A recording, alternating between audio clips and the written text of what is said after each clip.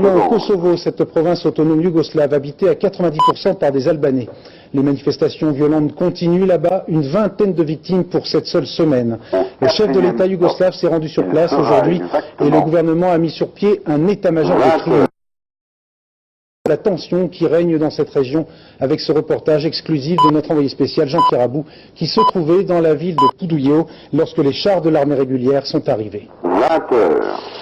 La rue principale de Podujevo au nord du Kosovo. Pour la première fois à midi et demi ce matin, une colonne de chars de l'armée yougoslave rentre dans la ville. Ils sont arrivés dans la nuit des casernes de Serbie pour mater les manifestations de la ville la plus dure du Kosovo. Sur les trottoirs, visages fermés, difficilement contenus, la population les regarde passer.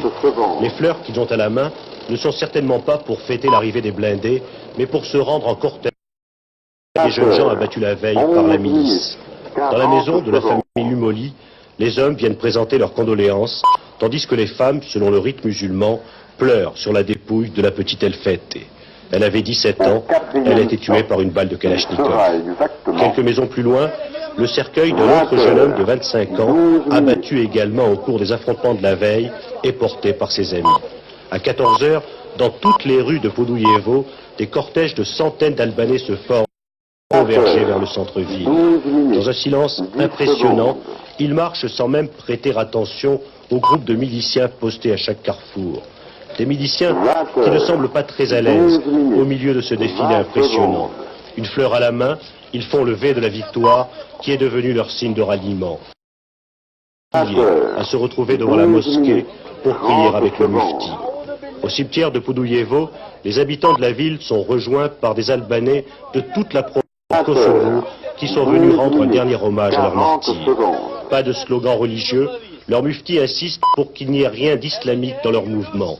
Nous ne sommes pas des terroristes, nous voulons simplement les mêmes droits que les autres communautés.